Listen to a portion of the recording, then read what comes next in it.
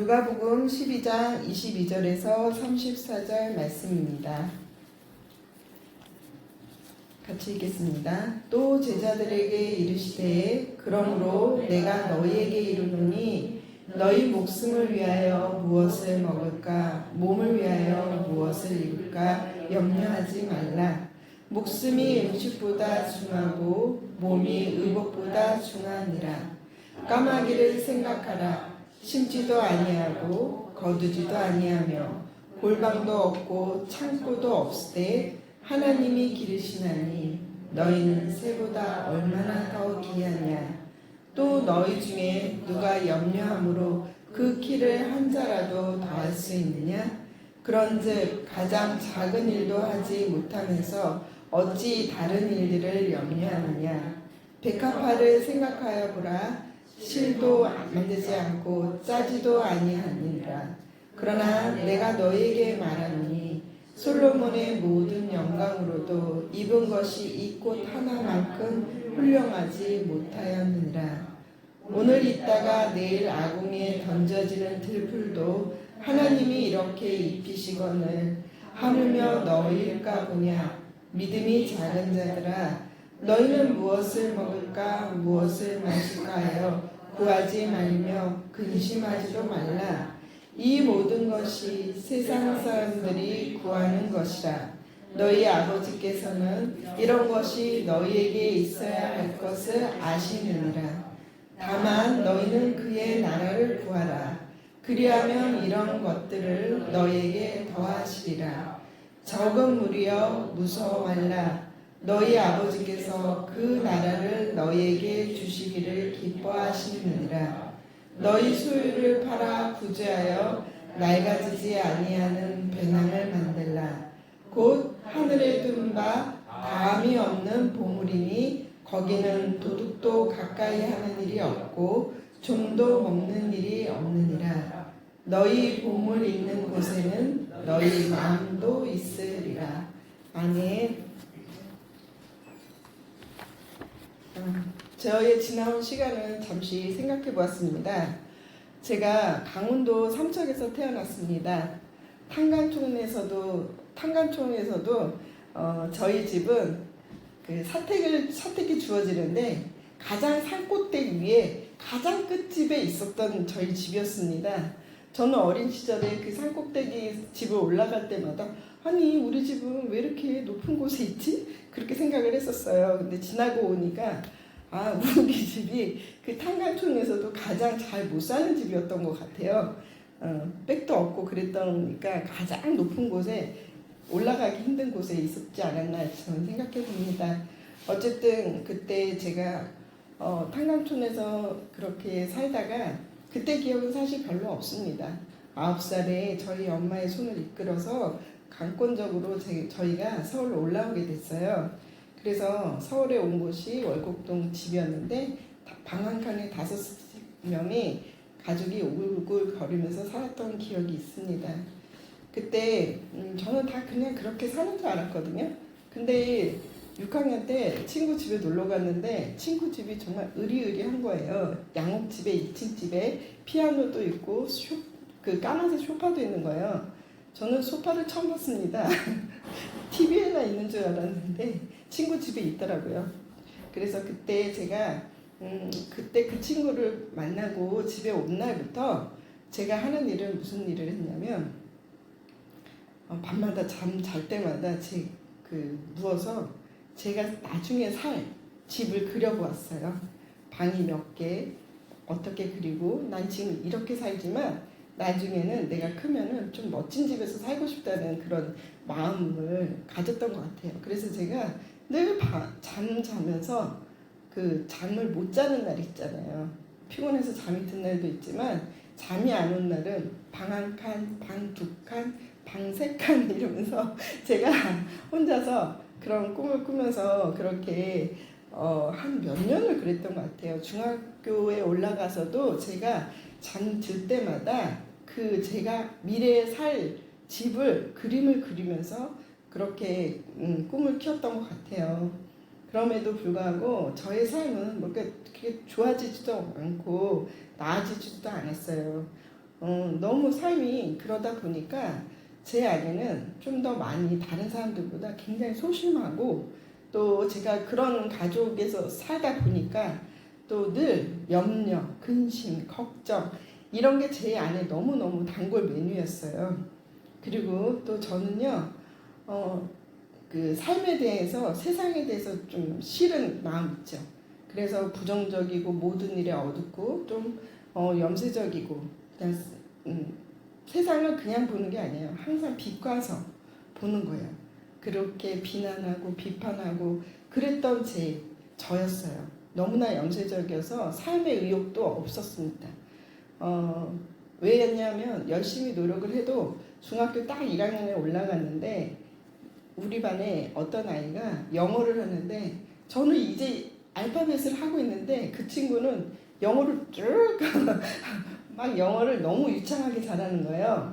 그때 제가 반에서 공부를 하면서 야 이거 게임이 다르다. 출발점이 다르네. 중학교 1학년 교실에 앉아서 제가 생각했던 게 그거였어요. 와 누구는 좋은 부모 만나서 저렇게 벌써 다 배워서 온 친구가 있는 하면은 나는 이렇게 ABC나 쓰고 있구나 이런 나를 보니까 절망이었어요. 그래서 그럼 절망이면 공부를 해야 되는데 좀 머리도 안 좋잖아요 제가. 그래서 공부를 접었습니다. 그래서 공부는 별로 하지 않았고 그냥 해봤자 나는 저들하고 달리기를 하면 내가 뛰어가지 못하겠구나 이런 생각만 했던 것 같습니다. 그랬던 저의 삶이었으니까 뭐 그렇게 좋았었겠어요. 좋은 그림을 많이 못 그리고 살았던 것 같습니다. 그래도 어떻게든 살아보려고 나름 노력해보고 살면서 이렇게 살면 좀 낫겠지 하면서 제 나름대로 또 계획을 해봅니다. 계획을 안 하기도 하고 또 계획을 해보기도 하면서 또 미래를 또 그려보죠. 그러면서 살아봤습니다. 전전긍긍하면서 염려하면서 그렇게 살아보았습니다. 그러면서 남들이 가지는 건 좀 가져야겠더라고요. 집도 있어야 되고 차도 있어야 되고 뭐 남들이 갖고 있는 여러 가지 것들도 나도 있었으면 하는 마음으로 살아보았습니다. 나중에는 이래도 기쁨이 없고 저래도 기쁨이 별로 없길래 아이를 낳아서 나처럼 키우지 말고 좀 멋지게 한번 키워보는 기쁨은 어떤 기쁨일까 하는 또 소망도 가지게 되었고 그래서 첫 아이를 엄청 노력하면서 낳아보기도 했습니다. 그런데 그 어느 곳에서도 만족함이 없었습니다. 잠깐의 스쳐가는 기쁨은 있었습니다. 저희 집 제가 그랬잖아요. 한 3년은 제가 자면서 그 집을 그렸다고 했는데 그게 20년 지난 후에 지금 제가 살고 있는 집의 모양이었더라고요. 지나고 나서 보니까요. 그게 어떻게 된 거냐면 제가 하나님을 이제 제가 지금 생명주는 교회가 아닌 다른 교회를 다니고 있었어요. 수십 년을 친정같이 다니던 교회를 제가 그만둬야 하니까 제가 자신이 없더라고요. 정을 떼버리기가 참 어려웠어요. 그래서 제가 경기도 강주에 저희 남편이 이런 집이 있는데 살아볼래요 했는데 그 집이 굉장히 큰 집이었어요. 제가 그래서 그 집의 크기가 마음에 들어가지고 그냥 글로 가서 이사를 가게 된 거예요. 갔다가 다시 이제 교회를 옮기는 과정 속에 교회 다니기가 너무 2시간씩 걸리니까 너무 힘들어서 교회를 강주에서 다시 서울로 옮기게 되었어요. 그렇게 옮기게 되었을 때 저희가 굉장한 손해를 보면서까지 그 집을 팔고 서울로 올라왔어요. 다시 상경을 하게 되었고 그러면서 저희가 이제 월세를 살게 되었어요. 월세가 꽤 나가는 거예요. 그래서 월세 나갈 바에는 차라리 집을 사자. 그래서 그때 저희가 마련한 집이 이제 마련할 수 있는 집은 24평 정도 되는 그런 집이었어요. 정말 하우스 푸어가 되는 거죠. 돈이 있어서 사는 게 아니라 이자 갚아가면서 사는 거 말이죠. 그래서 저희가 할 수 있는 노력을 해서 제일 최대한으로 잡았다. 20년, 30년을 그 집값을 갚아 나가는 집이라 생각해서 그래도 저희가 할 수 있는 그런 상황은 24평 정도 살 수 있는 집이었어요. 그랬는데 이제 집을 알아보러 가기 전에 제가 꿈을 꿨는데요. 집이 너무 좋은 거예요. 너무 크고 저희는 제가 24평을 생각했는데 한 30평이 넘는 집을 제가 본 거예요. 꿈에. 그래서 이건 또 뭐지? 이래서 그때 제가 마음으로만 생각하고 있었는데 그날 이제 저희 집을 알아보러 가는데 저희 남편이 옆에서 하나님이 뭐 보여주신 거 없어? 이러는 거예요. 그래서 제가 말을 할까 말까 하다가 있어요. 그랬어요. 있어. 그랬을 때 뭔데? 그러면서 근데 말이 안 돼서 왜 집이 지금 집보다 컸어. 30평이 넘었어. 그런 걸 봤어요. 그랬어요. 그랬더니 우리 남편이랑 저랑 둘이 아무 말도 할 수 없었어요. 왜냐하면 이루어질 수 없는 일이니까. 그랬는데 감사하게 그날 저녁에 5시에 저희가 계약을 했거든요. 10시부터 집을 찾으러 나가서 계약을 5시에 했는데 지금 제가 살고 있는 38평 아파트를 사게 된 거예요. 그때 저기 뭐야 서울시내에서 가장 싼 30대 아파트라고 그러더라고요. 그래서 사게 되었는데 지금까지 거기서 살게 되었어요. 그런데 그렇게 제가 생각지도 않게 그런 집을 살게 되었잖아요. 근데 또 들어가서 막상 살다 보니까 그 기억이 나는 거예요. 제가 어렸을 때 날마다 꿈을 꾸면서 3년 동안 제가 중학교 내내 그렇게 마음으로 그렇게 그림을 그렸던 그 집이 바로 이 집이라는 생각이 드는 거예요. 그러면서 하나님이 그때 내 기도라기보다 저의 어떤 바람을 그냥 외면하지 않고 그래 너 이런 데서 한번 살아봐라 하는 마음으로 그 집을 주신 것 같습니다. 그래서 그 집에서 지금도 살고 있거든요. 근데 지금 사실 너무 지겨워요. 한 곳에서 18년 동안 사는 건 좀 지겨운 일입니다. 너무 이사 가고 싶어요. 그런데 남편이 움직일 생각을 안 하네요.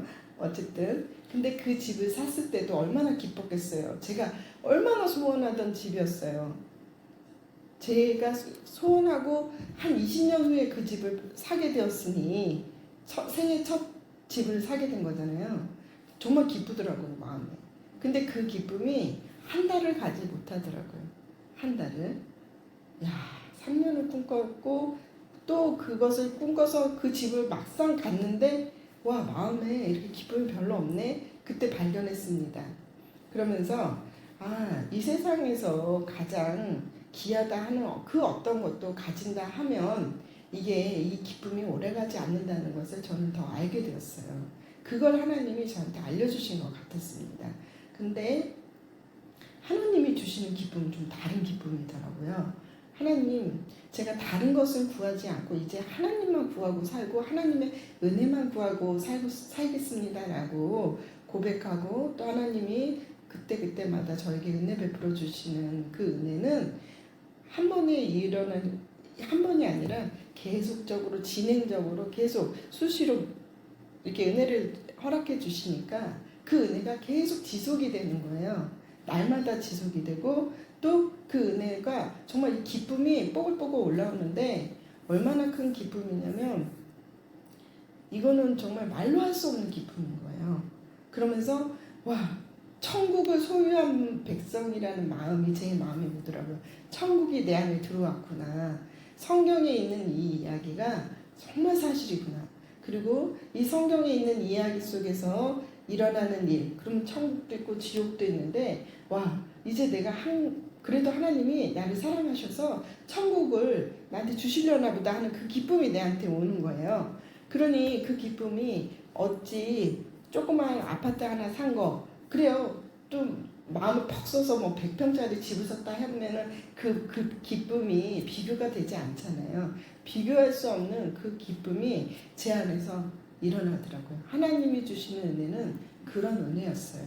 그래서 그때 이후로부터는 이제 제가 더 이상 구할 것도 사실 없어지게 되었잖아요. 소원하던 거 하나 이루어졌잖아요. 근데 제가 그때 지나고 와서 또 생각해 보니까 제가 초등학교, 중학교 그 사이에 제가 또 원했던 게 한 가지가 있었어요. 그게 뭐냐면 저는요 어렸을 때부터 좀 몸이 많이 안 좋았어요. 정말 유난히도 아프고 유난히도 힘들었거든요. 근데 그때 제 마음에 제가 소원이 하나 있었어요. 뭐가 있었냐면 나처럼 아픈 사람들을 치료하는 의사가 되고 싶은 게 내 소원이었어요. 그런데 저는 그 공부하는데 제가 공부를 잘 못했다고 했잖아요. 출발선을 다는데 내가 어찌 공부할까 나는 해도 저들을 따라갈 수 없어 하고 정말 마음의 공부를 끊어버리다시피 그냥 하루하루 그냥 주어진 과제만 충실하게 그냥 그때그때 상황만 할 수 있었을 뿐 꿈도 꾸지 못했어요. 의사가 되리라고는 꿈을 꾸지도 못했어요. 그냥 마음에 의사가 되고 싶었어요. 왜? 나처럼 아픈 사람들에게 도움이 줄 수 있는 의사가 된다면 참 보람 있겠다. 이런 생각을 했거든요. 근데 얼마 전에 제가 주변에 아는 분을, 지인을 위해서 기도를 하는데 제가 어렸을 때 그런 생각을 했어요 라고 했더니 그 사람이 그런 얘기를 해요. 자기도 엄청 아팠는데 자기는 그렇게 의사가 되고 싶었다는 생각을 단 한 번도 못했다고 얘기를 하더라고요. 그래서 아 그래요? 그렇게 아팠으면 누군가 치료해주고 싶은 생각이 당연히 들지 않아요? 그랬더니 한 번도 들은 적 없었다고 그 얘기를 하는 거예요. 그래서 저도 아 그러면 저 주님께서 제 안에 이미 소원을 주셨구나라는 걸 또 그때 알게 되었고 그 일이 그걸 통해서 또 돌아보게 됐어요. 근데 마침 그 주에 제가 누구한테 어느 분한테 기도해 드리러 갔어요. 그분은 파킨슨 병에 걸리신 분인데 연세도 많고 그런 분이세요. 근데 그분을 이렇게 기도를 하는데 그분이 이런 말을 해주시는 거예요. 저보고 좀 제가 이렇게 만져드리고 기도해드리니까 좀 어떠세요? 이랬더니 그분이 저한테 의사 선생님이십니다. 그렇게 고백을 해주시는 거예요. 그래서 내가 영혼의 치유를 얻었어요.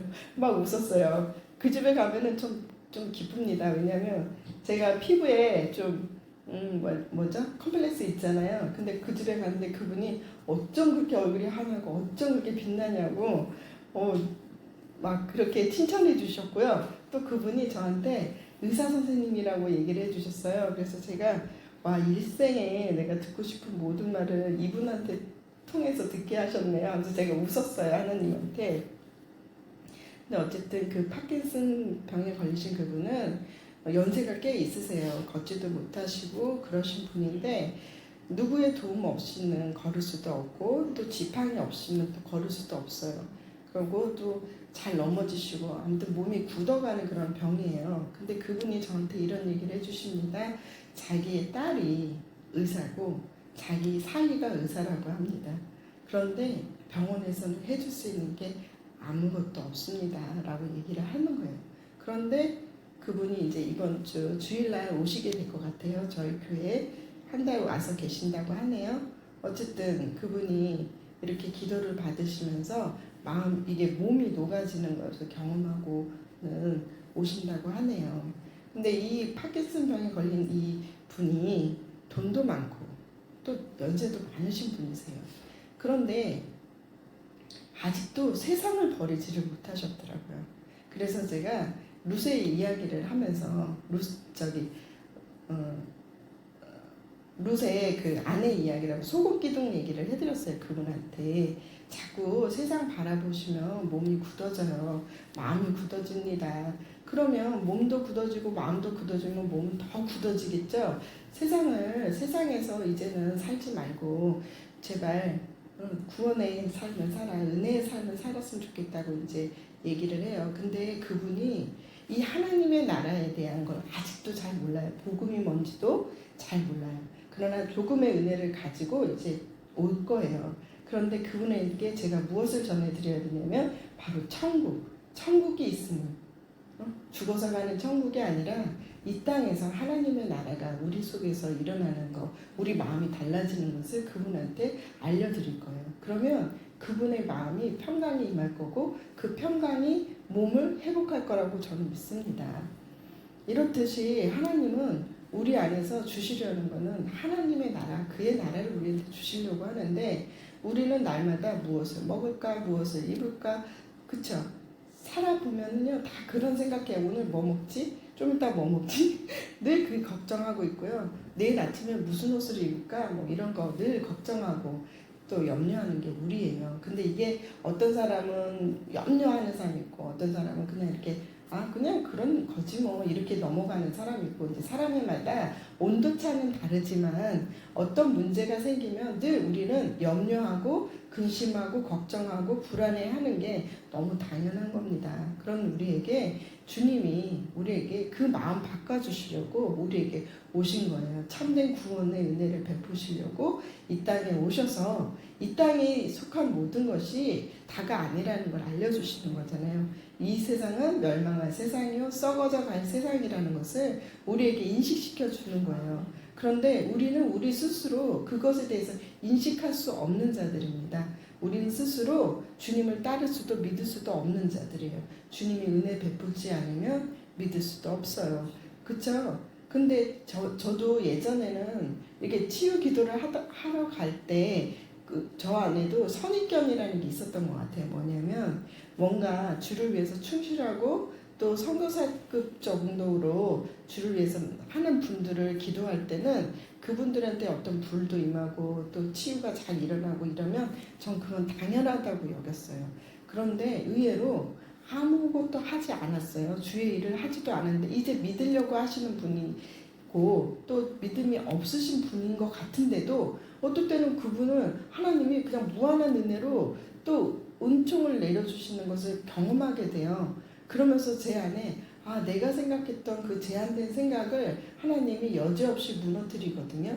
그러면서 제 안에 있는 또 선입견의 장벽을 또 깨게 하십니다. 그러면서 점점 더 정말 하나님의 은혜는 우리가 알 수도 없고 정말 알 수 없어요. 알 수 없다는 생각을 더 많이 하게 됩니다. 그럼에도 불구하고 하나님이 그저 은혜 주신다면 그저 감사하다라고 고백할 수밖에 없어요. 그러면서 또 한 분을 이제 지난주에 기도하는데 이런 일이 있었어요. 그분은 엉덩이가 아파서 엉덩이 기도를 해달라고 그랬어요. 직장에 무슨 문제가 있다고. 그래서 이제 엎드려서 엉덩이를 놓고 이렇게 기도를 이렇게 하고 있는데 하나님은 저에게 그분이 갖고 있는 가슴에 거의 대리석 같이 대리석 두께예요. 딱 그 대리석 두께에 이 가슴팍을 이렇게 딱 뭔가 견고한 진처럼 그 대리석을 딱 느끼게 해주시는 거예요. 깜짝 놀랐어요. 기도하다가 느끼게 해주시니까 알게 해주시니까. 그래서 제가 이거 뭐지? 이거 하나님 이거 뭐예요? 주님 이거 뭐예요? 이러고 있는데 제 마음에 합병이다 이렇게 얘기해주는 느낌이 들었어요. 그래서 그분에게 집사님 엄청 속 안에 하가 많으신가 봐요. 합병이 있으셔요. 그랬어요. 그랬더니 그분이 저한테 고백을 합니다. 뭐라고 고백을 하시냐면 저 이거 들키지 않으려고 엄청 노력했는데 어떻게 아셨어요? 그러시는 거예요. 그래서 제가 어떻게 알다니요? 제가 알아요. 주님이 알게 해주셨으니까 아는 거죠. 근데 진짜 합병 있으셨어요? 그랬더니 자기 안에 하가 너무 많다는 거예요. 근데 이제 교회 사람들이야 뭐 하를 보여주지 않으면 되잖아요. 외부 사람은. 근데 가족들한테는 그게 안 된대요. 가족들한테는 내 뜻대로 안 되는 것에 대해서 그 남편하고 아이를 엄청 잡는다고. 자기 그러면 안 되는데 그러고 있는 자기가 있다고 그렇게 고백을 하세요. 그래서 내 안에서 내 뜻대로 되지 않는 거 그것이 우리를 하를 만들게 만들고 그게 합병의 원인이 됩니다 라고 얘기를 했어요. 그랬더니 그분이 이제 알겠다는 거예요. 그러면서 제가 이렇게 만져드리는 곳마다 다 아프신 거예요. 자기는 여기만 아픈 줄 알았는데 손을 대고 여기저기 만져보니까 여기저기 염려증으로 인해서 염증이 온몸이 확 있더라고요. 그런데 그분과 이렇게 기도를 하면서 이 합병에 대해서 제대로 우리가 서로 토론을 나눴어요. 하나님의 주권을 인정하라고. 내 뜻대로 하려 하는 거 그거 선악과를 먹는 겁니다 라고 제가 말씀을 드렸어요. 그랬더니 그분이 좀 알겠다고 그래서 서로 이야기를 나눴어요. 그랬는데 정말 그 몸에 있던 염증이 삽시간에 녹아지는 거예요. 그걸 그분도 느끼고 저도 느끼는 거예요. 그러면서 어머 어떻게 이런 일이 있을 수 있냐고 이렇게 오래된 병이 어떻게 급속도로 좋아지냐고. 물론 하나님의 때에 하나님이 하십니다. 그런데 저는 하나님께 늘 이렇게 기도해요. 하나님 하시는 일에 제가 많이 구경하고 싶다고. 그래서 저도 어느 날 하나님한테 이런 기도를 한 적이 있었어요. 누구는 보물을 담는 그 보물 상자가 되고 싶다고 그런 보물을 담는 그릇이 되고 싶다고 합니다. 그런데 저는 하나님께 이런 기도를 했던 것 같습니다. 하나님, 저는 보물을 담아놓으면 그 보물 담겨져 있는 곳은 한 번도 쓰지도 않고 나중에 어디다 둔지도 잊어버리는 그 보물 상자는 저는 되고 싶지 않습니다. 그냥 매일매일 쓰는, 걸레를 빨아서 매일매일 쓰는 그릇이 되고 싶습니다. 걸레 빠는 그릇 되고 싶어요. 주님께 자주자주 쓰여지는 그런 그릇 되고 싶습니다. 라고 고백을 한 적이 있었거든요. 그래서 그런지 몰라도 저는 주님이 정말 이 한 주 한 주를 이렇게 살아도 그 한 주 동안에 하나님이 하시는 일들을 너무 많이 보는 거예요. 누구와 대화를 나누고 누가 무엇을 하든지 하나님이 정말 너무너무 함께 한다는 것을 날마다 느끼며 살아갑니다. 그러니 제가 염려, 근심, 걱정 하고 싶어도 하지 않게 됩니다. 왜냐하면 계속적으로 보게 되니까, 하나님이 하신 일을 보게 되니까 염려가 없어요. 사실 어저께도 제가 어제 아침에 무슨 일이 있었냐면 아침에 좀 늦게 일어났어요. 그랬더니 저희 딸이 어제 따라 일찍 학교를 가시겠다는 거예요. 둘째 딸이. 그래서 밥도 준비가 안 돼가지고 제가 얼른 이제 GS 마트에 가서 김밥을 사러 갔어요. 사러 갔는데 그날 어제 교회 오는 날이라 교회에 3명이 탈 거잖아요. 저랑 포함해서 3명이 타는데 그분들 먹을 것도 좀 사고 싶더라고요. 그래서 삼각김밥 3개를 샀어요. 우리 딸 김밥이랑. 그런데 제 그 카드에는 6,700원 있었어요. 그래서 6,700원 너무 안 되는데 이러면서 카드를 꽂았어요. 그랬더니 6,300원인 거예요. 그래서 할렐루야 이러면서 6,000원, 6,700원 넘으면 어떨까 걱정을 했는데 딱 6,300원이 돼서 너무 기쁜 거예요, 제 마음에. 그래서 막 기쁜 마음으로 이제 또 집에 와가지고 애를 챙기고 이제 또 교회로 왔거든요. 근데 또 어저께 따라 저희 남편 생일이었어요. 근데 생일인데 또 뭐 해줄래 해도 뭐 6,700원, 300원 남았는데 뭘 해줄 수 있겠습니까? 그래서 있는 거라도 얼굴이라도 보이자. 그래서 집에 일찍 갔어요. 그랬더니 가는 도중에 우리의 교회 사위 있죠. 백부장님이 아웃백에서 형님이랑 드시라고 10만 원권을 상품권을 보내준 거예요. 그래서 감사했죠. 그렇듯이 이게 날마다 이런 일들이 저는 계속해서 일어나고 있어요. 그냥 염려, 근심하지 않아도 주님이 여러 가지로 채우시고 여러 가지로 함께 해주시니까 근심이 없어요. 염려가 없어요. 사람인데 어찌 염려 없고 어찌 근심 없겠습니까마는 그냥 염려가 되지 않고 근심이 되어지지 않는 것은 바로 이런 주님을 날마다 경험하기 때문이에요. 내 삶의 문제만을 붙들고 있었다면 이런 거 경험하지 못했습니다. 그러나 저보다 더 어려운 사람들, 저보다 더 아픈 분들을 손을 얹고 기도하면서 정말 하나님이 또 왜 저는 시줄과 날줄이라고 그걸 표현을 하는데 하나님의 시간에 딱 맞을 때 그때 치유가 일어나거든요. 그걸 십자가라고 저는 생각을 합니다. 그 만남의 지점, 그분이 주님과 인격적인 만남의 지점이 딱 일어날 때 치유가 너무 급속도로 일어나는 것을 경험하기 때문에 저는 손을 대고 기도하기보다는 오히려 그분들과 이야기 나눔을 합니다. 그래서 제가 그동안 만났던 하나님을 전하고요. 그리고 하나님께서 해준 것들을 전합니다. 그러면 그분들 안에서 하나님을 경험하게 되니까 그분들이 그냥 믿음이 생겨나요. 그냥 믿음이 적은 거는 많이 보지 않았기 때문이에요. 많이 보게 되면 믿게 돼요. 근데 제가 그분들에게 진실된 마음으로 그들에게 저에게 있었던 일을 하나하나 풀어서 설명해 드리고 이야기해 드립니다. 그럴 때 주의 성령께서 그분들의 마음을 움직여지게 해요. 그리고 믿어지게 해요. 그리고 하나님을 알게 하시고 깨닫게 해요. 그런데 그런 게 정확하게 통해지면 정확하게 하나님이 역사를 해주셔요. 그 얘기를 이번 주에도 어떤 분과 어떤 자매니까 그런 이야기를 서로 나눴거든요. 그랬더니 그분이 어제도 이렇게 며칠 전에 갔다 왔는데 어제는 통화를 했어요. 근데 저랑 갔다 저랑 만나고 간 다음에 자기 몸에 불이 또 임했다는 거예요. 나 불 받는 여자라고 그러면서 저번 주에도 불을 받더니 이번 주에 또 받은 거예요. 그래서 뱃속에 불이 그 거울에 비춰보니까 불이 뻘건데 지난번에는 이쪽에, 응? 그리고 이번에는 반대쪽. 근데 저는 어떻게 생각했냐면 지난주에 기도할 때는 배 가죽에 암세포들이 좀 만져지더라고요. 걱정이 됐거든요. 근데 그게 이렇게 녹아지는 걸 느꼈어요. 그래서 내가 이게 어떻게 작용할까 했는데 그리고 그 다음날 그분이 저한테 얘기하는 거예요. 그 다음날도 배가 뻘겋더래요. 그러더니 그게 이제 녹아졌거든요. 근데 이제 며칠 전에 가서 또 기도를 하는데 이번에는 뱃속에 있는 창자, 뱃속에 있는 어떤 것들이 치료가 되고 막 소리가 막 우두둑 캉캉 나는 거예요.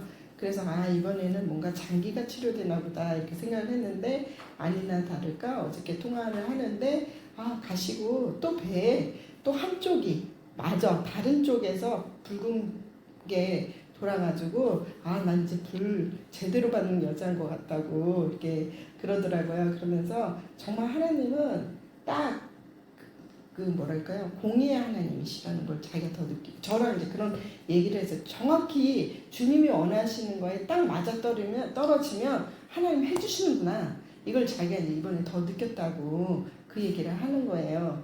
그러면서 이제 세상에 지금 이제 그분이 저랑 만나는 시간을 계속 가지다가 요즘 한 몇 달을 같이 안 만났어요. 그런데 암에 걸린 거예요. 유방암에 걸렸어요. 그래서 다시 저를 찾아서 만나게 되었고, 그래서 몇 번의 기도를 하게 되었거든요. 근데 그분이 이런 얘기를 해요. 하나도 두렵지 않다고, 하나도 무섭지 않고 오히려 기대가 된다는 고백을 하는 거예요. 저도 기대가 되는 거예요. 이런 얘기 해줄 수 있는 게 너무 기쁜 거예요. 이틀은 좀 울었대요. 좀 슬펐대요. 근데 이틀이 딱 지나고는 아니지, 하나님 뭐를 하실까 이 일로, 그런 이제 마음의 소망도 생기더라고 얘기를 하더라고요. 저도 그분에 대한 기대가 있어요. 뭐냐면 하나님이 이분을 이렇게 급속도로 진도 빨리 빼시는 사람들 있잖아요. 그런 사람 중에 유형의 한 사람이라서 기대가 되는 거예요. 그분은 오히려 나보다 말씀도 더 잘하실 분이고 뭔가 이렇게 좀 지각이 있고 뛰어나신 분이에요. 그래서 하나님이 또 어떻게 하나님의 역사를 이뤄가실지 또 기대가 됩니다. 여러분들이 그런 옆에서 그런 사람들의 증인이 되어 주셨으면 좋겠습니다. 이렇듯이 하나님께서 우리가 이렇게 목숨과 몸을 위하여 늘 우리는 염려하는 존재라는 거예요. 그런 우리를 이제 하나님의 은혜로 우리가 성령의 사람으로 거듭남으로 인해서 이제 거꾸로 사는 삶을 살게 하신다는 거예요. 저도 어렸을 때는 몸에 아파서 계속 몸의 염증, 건강염려증, 또 여러 가지 병을 만들어요. 근데 그 이유 중에 또 몸을 내가 보니까 이유가 내 몸의 죄 때문이에요. 제가 아픈 게, 제가 미워해요, 비판해요, 비난해요, 걱정해요. 끊임없이 걱정하고 끊임없이 전전긍긍해요. 그런 마음에서 무슨 좋은 게 나오겠어요? 당연히 몸이 안 좋을 수밖에 없는 거예요. 마음이 안 좋으니 몸이 안 좋았는데 저는 몸이 안 좋은 줄 알고 마음이 힘들었던 거예요. 그런데 하나님을 알고 나니 하나님의 영이 나를 바꿔주셨어요. 마음을 새롭게 하고 영을 새롭게 하니까 마음이 단단해지고 마음이 힘이 오는 거예요. 그러다 보니까 몸도 마음도 다 건강해져요. 그리고 좀 힘든 일이 생긴다 하더라도 그냥 하루 좀 힘들 수도 있어요. 울컥할 수도 있어요. 울 수도 있어요. 그런데 그게 다가 아니라 그냥 또 그게 또 지나가지고 또 염려가 넘어가지고 그러면서 하나님이 더 믿어지고 이런 걸 경험하게 되는 거예요. 오늘 새벽에 저희 딸이 문자가 왔어요. 미국에서 자신의 이런 어떤 삶에 대해서 염려해서 저한테 문자가 온 거죠. 그런데 저는 그 딸한테 내가 너를 제일 사랑해서 너에게 제일 좋은 거를 주는데 그 좋은 게 보물이신 예수 그리스도를 너에게 주고 싶다. 이거는 아무리 얘기해도 이거는 아무리 얘기해도 지나치지 않는다. 그러면서 내가 너한테 줄 수 있는 건 예수밖에 없다. 예수와 십자가밖에 없다. 근데 너는 예수 앞으로 나오고 싶지 않고 너의 대면하고 싶지 않잖아. 누군가에게 사랑받고 싶고 인정받고 싶고 끊임없이 염려하며 그렇게 살고 있잖니. 그런데 그런 삶이 아니라 진정한 자유를 주시려는 분이 예수님이다라고 우리 딸한테 문자를 보냈어요. 그랬더니 딸이 한 말도 없는 거예요. 답글이 없어요, 답글이. 그래서 저는 장난하게 또 보낼 수밖에 없었어요. 너무 염려하고 살지 말라고. 인생 살아보니 별거 아니더라. 예수만 있으면 된다. 정말 제가 겪은 일이잖아요. 엄마도 많이 아팠다. 많이 힘들었다. 많이 부족했다. 그런데 그 속에서 주님이 함께 해주시니까 지금 너무 행복하고 너무 만족스럽고 정말 자족하며 산다. 그렇게 얘기를 했어요. 그럴 수 있어서 너무 감사하다. 나는 너가 누구를 너의 인생에 부족한 걸 채우기 위해 누구를 만나기보다 너의 그 부족함을 정말 예수를 만나는 우리 딸이 됐으면 좋겠다고 이렇게 보내니까 마지막에 딸이 엄마 말하는 거 명심할게요 이러면서 문자 한 구절이 왔더라고요. 정말 우리는 늘 끊임없이 자신을 소중하게 생각하기 때문에 자기가 잘못됐다가 굉장히 염려스러워요. 그럴 수밖에 없고요. 그런데 주님께서는 이런 우리에게 이 세상을 살 것을 말씀하지 않고요. 오히려 너가 십자가에서 죽고자 해라. 그러면 너가 살 거라고 얘기하고 계시거든요.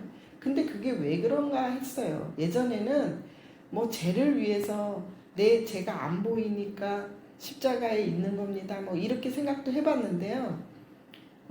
점점 저한테는 어떤 생각이 들었냐면 십자가로 갈 때 진정한 자유함이 오는 거예요.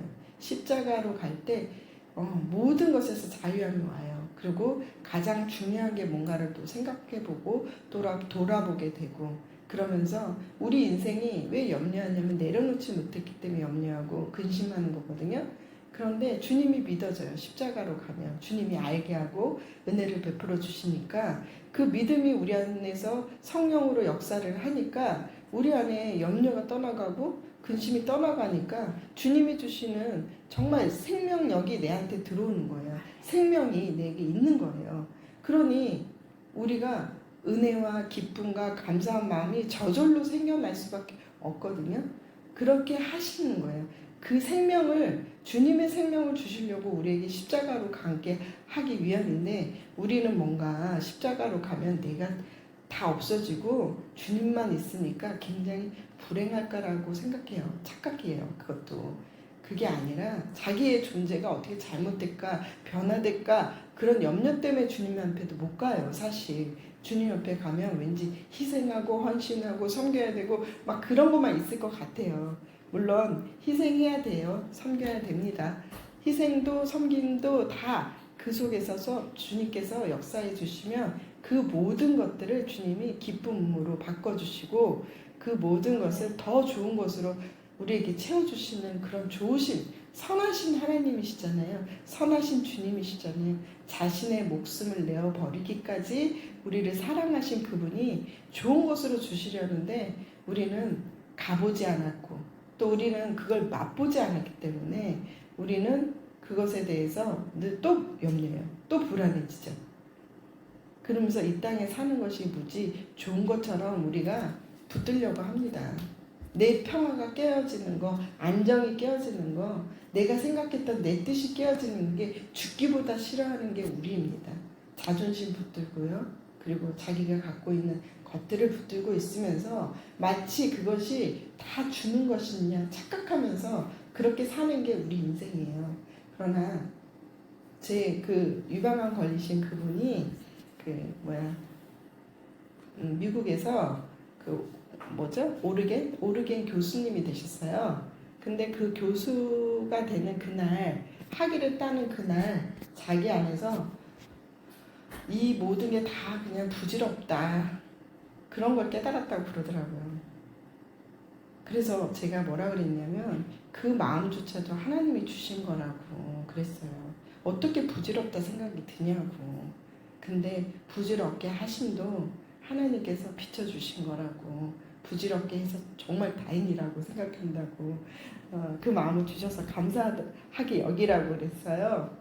박셀이라는 사람이 그 자기가 골프에서 딸 수 있는 모든 걸 다 땄잖아요. 명예 전당까지 아시아 최초로 들어간 사람이잖아요. 그런데 그걸 따고 그 사람은요, 그 다음날 공황장애 걸렸다 하더라고요. 그 이유는 이제 내려갈 길밖에 없는 거야. 더 올라갈 것도 없고. 근데 막상 그거를 따 보니까 그날은 너무 행복해. 근데 그 다음날 아침에 눈을 떴는데 달라진 게 아무것도 없다는 것을 그 사람이 느꼈대요. 그러고는 오랜 시간을 공황장애 때문에 많은 시간을 힘들었다고 그러더라고요. 근데 이 모든 게 뭐예요? 헛된 것을 자꾸 그것만 따면 될 거라고 착각하고 우리가 뭔가 이루고 살았던 그 사람들의 삶에도 만족함이 없기 때문이라는 거예요. 그쵸? 그런데 우리 안에 진정한 예수 생명이 우리 안에 오면요, 우리는요, 제가 그랬잖아요.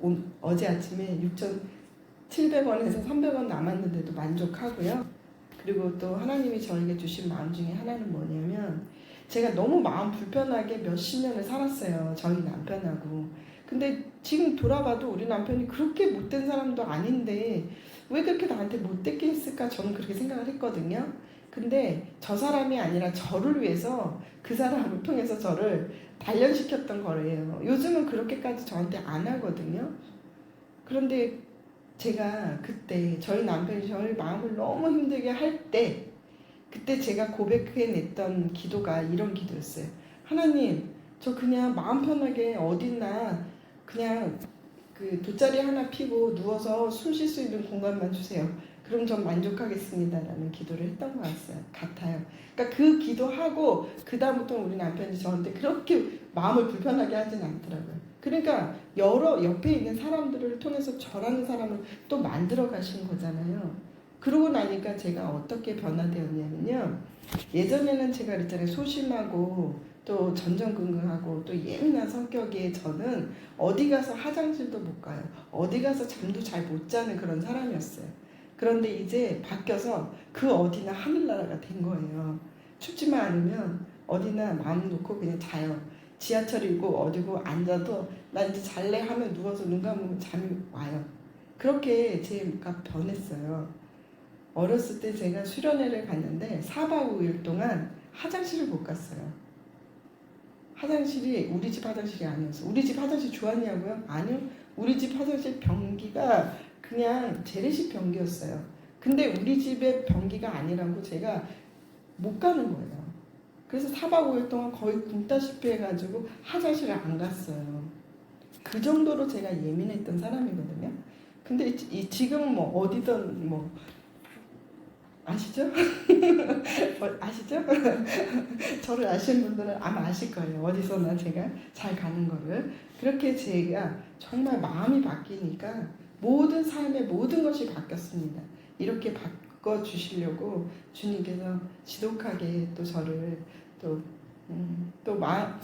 연단했던 시간들이 있습니다. 근데 그런 것들이요, 하나도 정말 단 하나도 그게 불평이 전혀 없습니다. 그것이 아니었으면 그 어떤 것도 그 괴로움, 아픔, 고통, 고난 뭐 하나도 그게 없었다면 지금의 오늘의 제가 없다는 걸 전 정말 알기 때문에 너무너무 감사합니다. 지금의 제가 전 너무 감사하고 앞으로 또 주님이 저의 삶을 또 이끌어가 주실 거라는 믿음이 있기 때문에 그것에 대해서 감사합니다. 우리 모두 정말 주님이 주시는 은혜로 말미암아 충만한 삶을 살아가는 우리들이 되기를 간절히 빌고 원합니다. 이상입니다. 기도하겠습니다. 주님, 참으로 보잘것없고 미련하고 어리석고 또 참으로 어둡던 저의 삶에 주님이 찾아오셔서 이제는 세상이 주지 못하는 안위를 주시고 세상이 주지 못하는 평강을 주셨고 세상이 주지 못하는 은혜와 감사와 감격을 주셨습니다.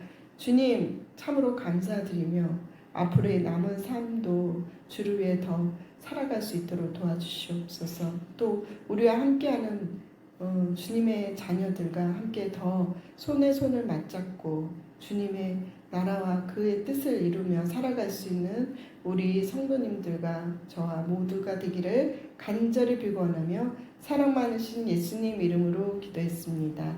아멘.